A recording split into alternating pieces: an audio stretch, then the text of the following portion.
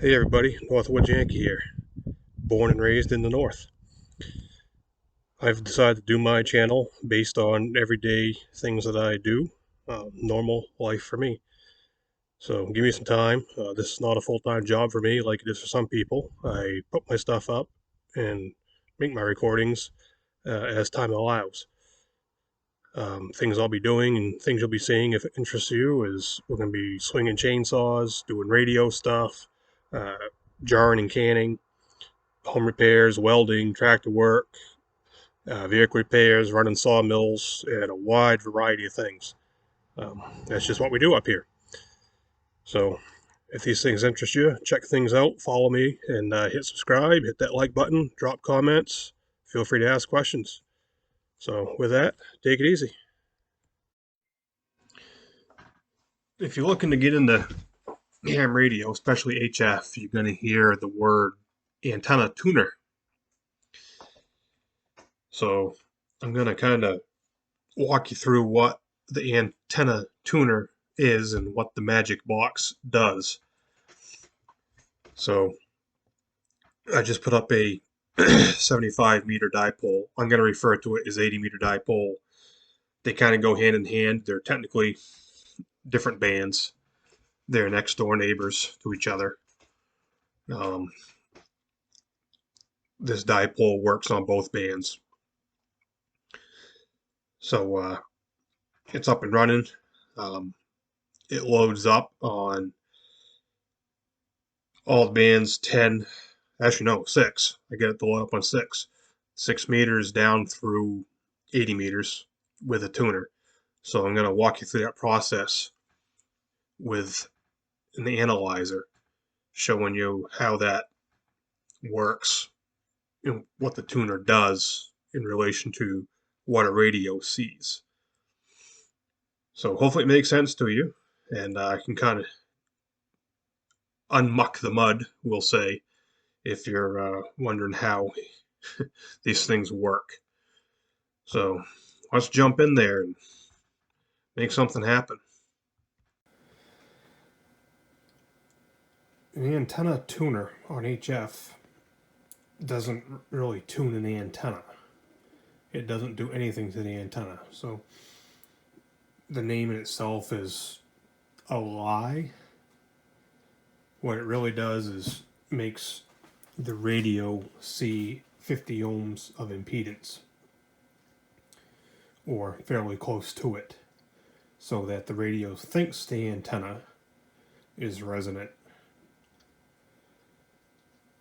So I'll kind of try to show that using an analyzer. So the analyzer is taking the place of our radio. We are connected to a dipole outside that's cut for this frequency, 3.940, which we're close enough to it. So that's what it is made to resonate at with no tuner. So the SWR is 1.3. And the impedance, the ohms, is a little under 50. We're looking at about 40, so it's not too bad. So this frequency is in the 75 meter ham band. So that's a pretty long wavelength. So the lower we go in the frequency, the longer the wavelength. So this antenna with no tuner, I can go from the top of the band, 4 megahertz. We've got 1.9 SWR, which is not too bad. We're getting really good right here. Notice our ohms, which is R, is getting closer to 50 as the SWR drops. We're at 1.1, 1.0-ish.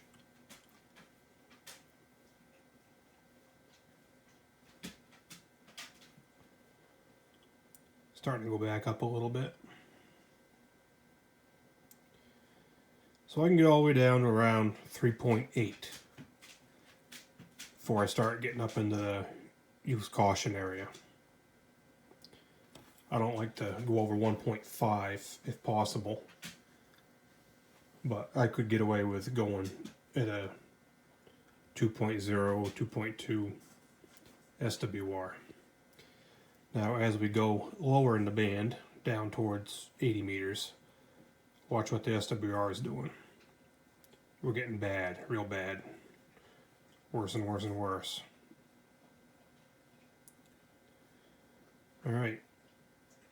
So without using the tuner, we can do 3.8 megahertz to 4 megahertz.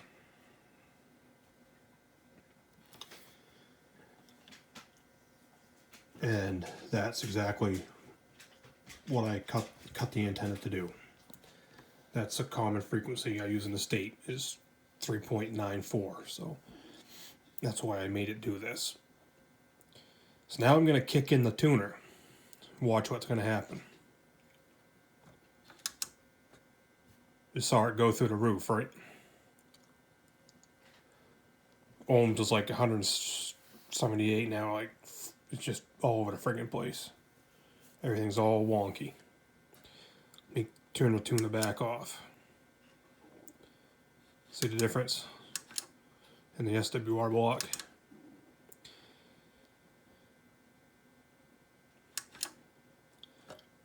So we're back direct with the antenna now. So if I try using my radio without a tuner, and I start going way down here, my SWR is getting higher.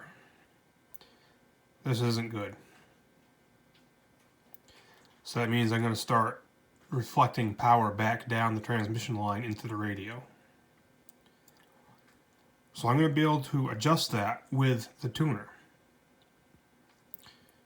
So let's go down here somewhere where it's pretty high, like 3.8, 3.9 area. That's real bad, right?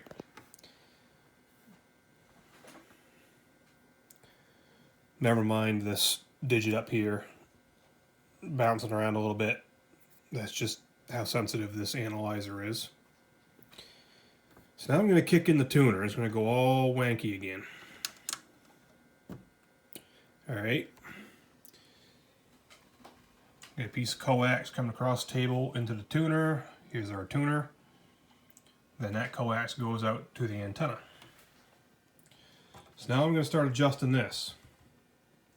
Now as I turn this inductance, it's going to change my inductor inside this box. We're not going to see anything happen on this meter because we don't really have RF power going through it. If we had a radio hooked up and we had RF power going through, we'd be seeing good things or bad things happening here. So we're going to watch right here. And this is what the radio would be seeing.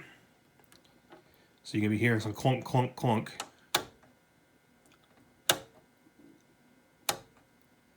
Oh yeah, look at that. So I've gone down, what, 3 or 4 inductors.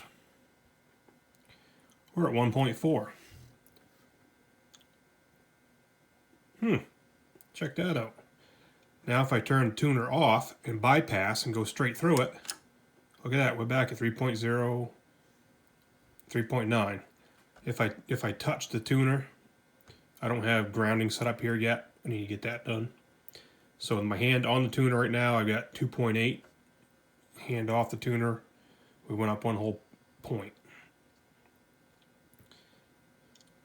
So let me kick the tuner back in. 1.4. That's real good. So we've got a couple of other adjustments, transmitter and antenna. So I'm going to fiddle with those just a little bit. Watch what the SWR does. See, I can adjust that SWR. I'm playing with the transmitter one right now.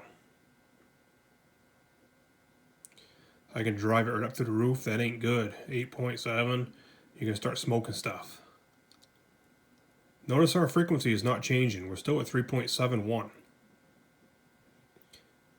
But notice the SWR is changing. I can tank that right down. That's real good right there, 1.3. Maybe if I play with the antenna matching, I can do a little more with it. 1.0. You're not going to get it any better than 1.0 to 1.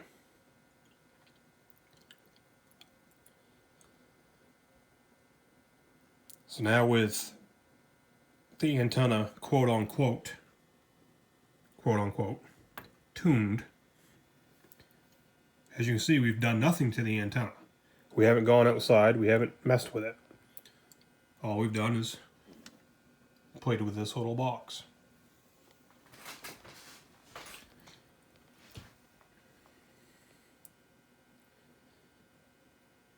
Still at 1.0. So now the radio is really going to like that.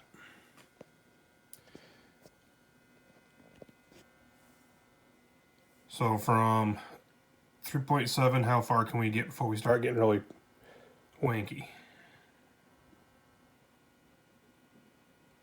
Yeah, we can get down to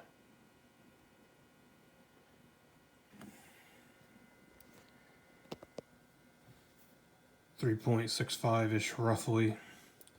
The reason it's getting narrower than it was at the top is because we are lower in frequency and the wavelength is longer than it is at the top of the band. So let's go up a little bit, see what we get.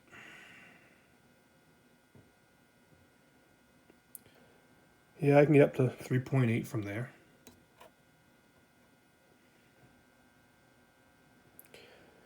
So let's go down to 371. That's where we started, right?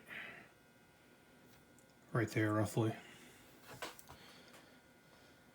So now if I kick the tuner out and bypass it, we're back up to 3.8 again.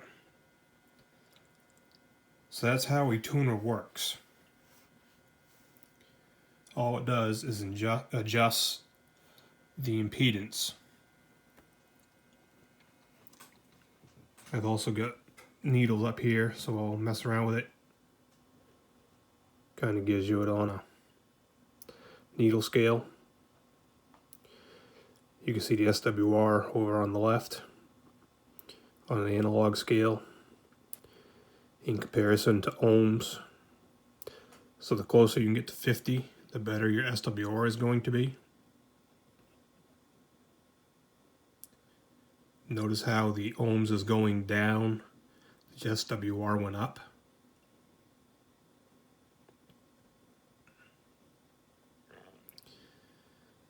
So that's what the tuner does, is it makes the ohms as near as 50 as possible with your antenna.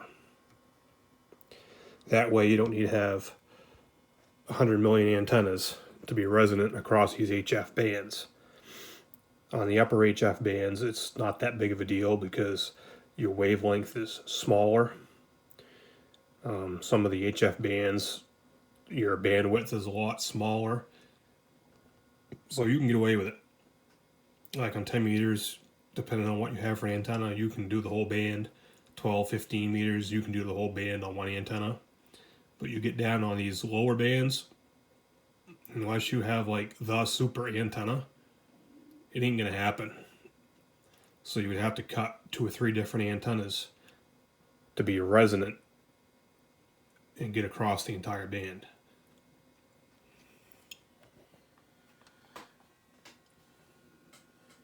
So over on the tuner, we have an SWR meter in the middle. Wherever the needles cross when they go up is the SWR, which would be like we just saw on the analyzer. So 1.5, 1.2, 2.0, 3, 5, not good. And we can also see our forward power from the radio in comparison to reflected power from the radio. From the antenna. And that's what SWR is. It's just the ratio of forward power in reference to reflected. So we'll actually get this thing up on the air, and I'll show you what it looks like on this meter here.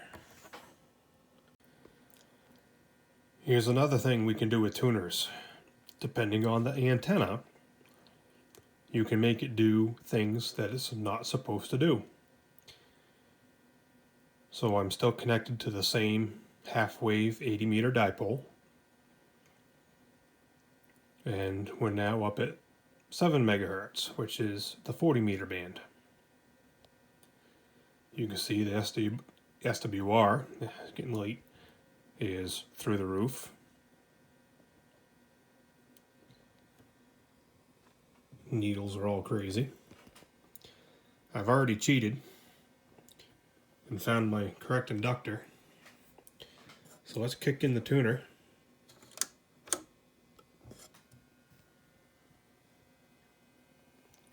See what we have. 1.3. How about that? Well, let's dial around a little bit, see what we get through the band.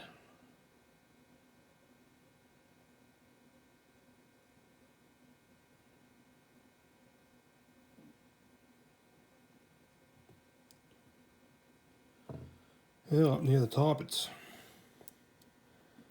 2.3. So if I play with transmitter matching,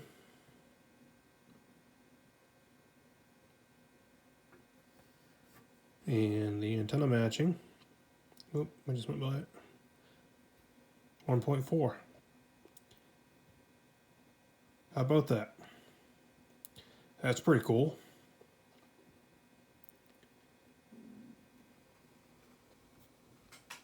So here's our analog reference for about 50 ohms, a little bit under 1.5.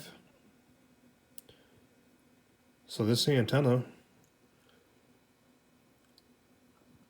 will work with the tuner on 40 meters.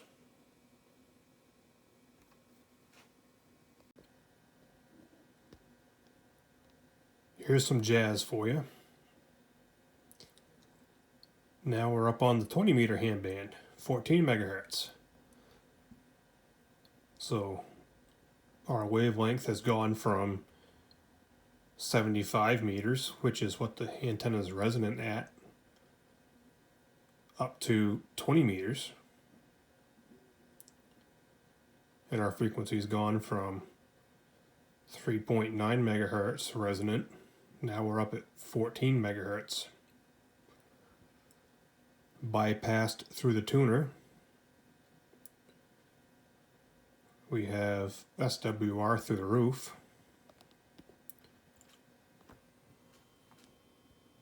Analog's all wonky.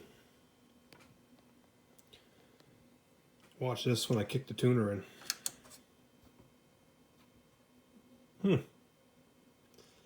Yeah, I cheated. I already found my inductor and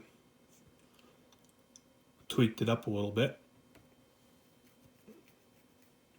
So we've got pretty good SWR.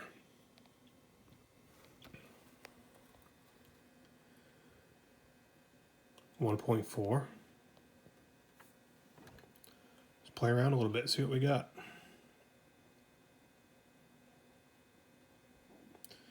Up at the top of the band, we got a 1.6. Let's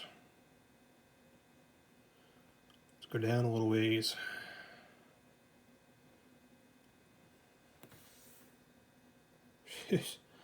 That ain't bad. I haven't even touched the tuner.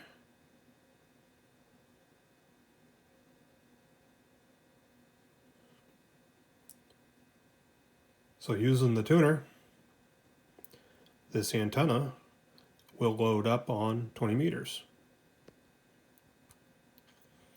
And yep, I have run all these other bands on an 80-meter dipole before. Not this dipole, but an 80-meter, well, say 80-meter, 75-meter dipole, one that's cut at the same frequency as this one. I have used a tuner and run these other hand bands on them. So I know it does work.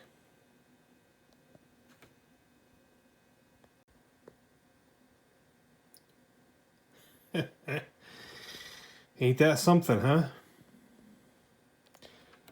Without the tuner, that's what we've got.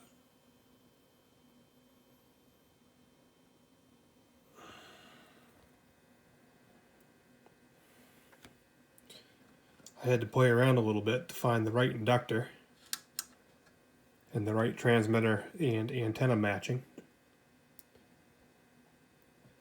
But there it is. So this band runs from like 18.110 to 18.168. So it's pretty narrow. So we got like 1.4 at the top of it.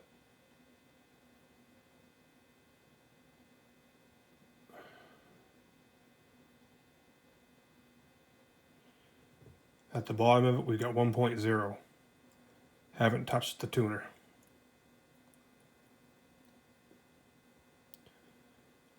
So far we're up to 1, 2, 3, 4, 5 bands so far that this antenna is doing.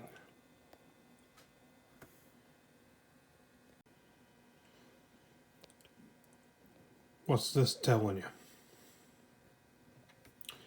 Kick the tuner out, right through the roof.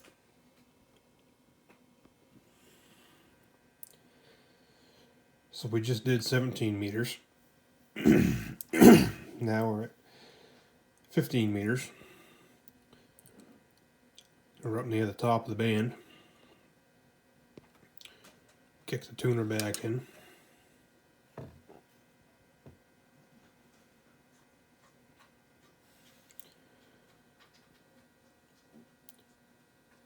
.4 up near the top. Let's get down around 200.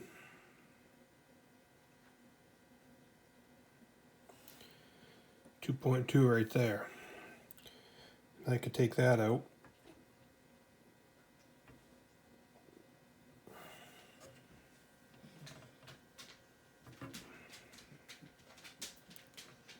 Right there.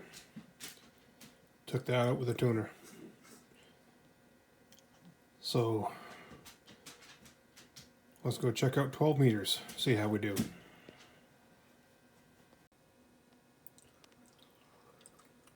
You're looking at it. 12 meter wavelength on an 80 meter dipole. Sorry, 75 meter dipole technically. There it is. It's tight. It is very tight. It took me a few minutes to get that. If I just barely touched the matching, the transmitter or antenna matching, that SWR changes. It'll go up over 2.0. So that's just how tight it is running through the tuner. So let's get up at the top of the band at 990.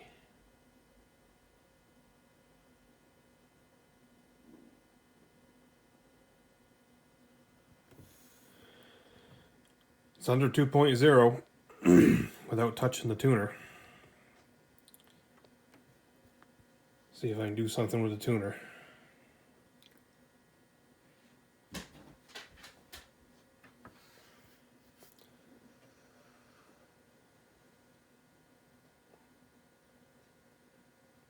See how tight that is? I am barely turning knobs.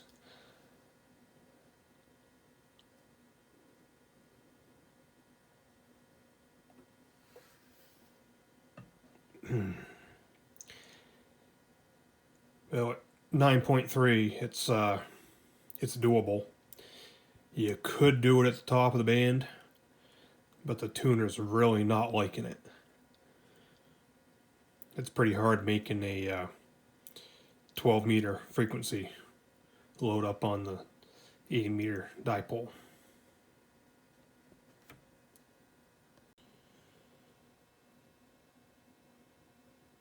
Alright, now we're in 10 meters. So we're just above the CB band.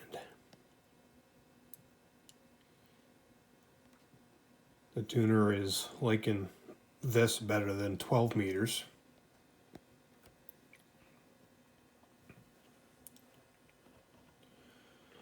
So rolling around in this band,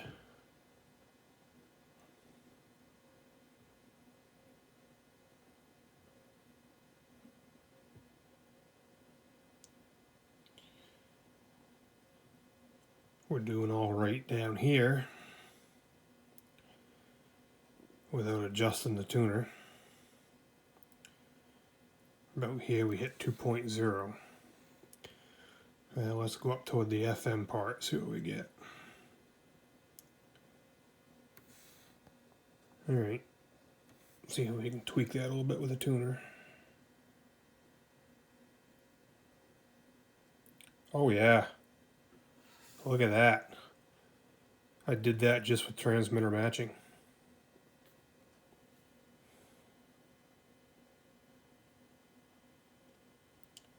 Now we're up near the top of the 10 meter band.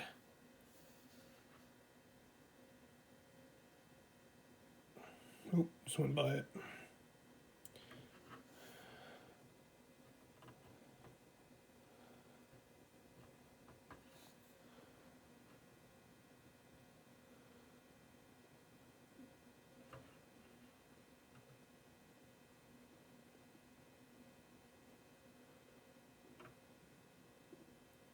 Not horrible.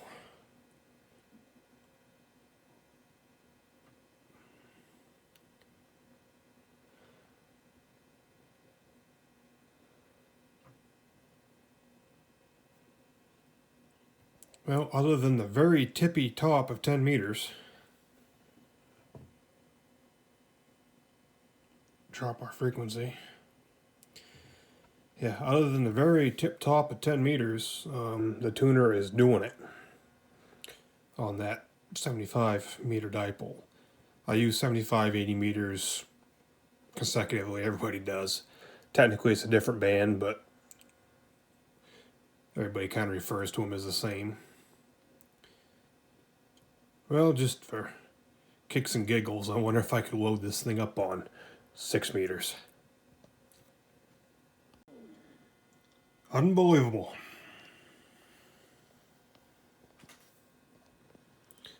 "52 megahertz, right smack in the middle of the 6 meter band. I got an SWR of 1.5.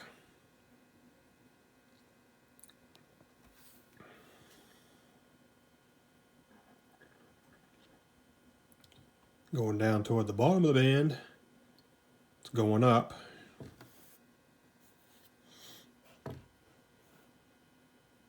Get down around 50. You have to play around with a tuner.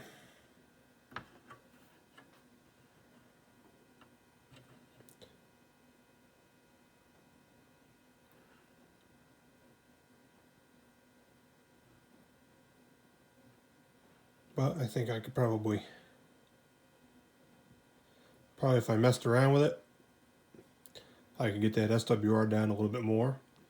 I haven't tried it up around 54 because I don't have any 6 meter gear up here. I was just wondering if it would actually come close, and it is. Alright, so now I'm going to show you what actual power looks like through the tuner. I'm going to send a FM signal instead of a sideband signal. So watch the needles. You saw one go up to 100 watts, and the other one went up to about 2 watts. So that means the radio is putting 100 watts out, and we've got about 2 watts reflected back down the line. That's pretty good. Tuner is in bypass, so we're going directly out to the antenna. We're not using the inductor, we're not using transmitter or antenna matching. But even in bypass mode, it always monitors your power output, power reflected in SWR. So you probably saw that. The SWR was good.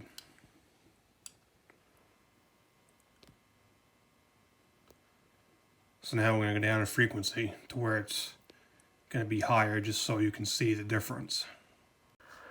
Okay, we've gone down to 7.5. Sorry, 3.75. So we know the SWR is going to be high here because we saw it on the analyzer. See the difference? We had 50 watts output with an SWR of 2.0.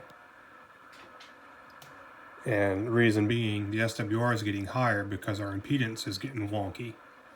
So the radio is protecting itself and not letting it put out full power. So that's when we would kick in our tuner, and whatever inductor we had, grab my paper, figured out it was inductor F. So you can come around to F.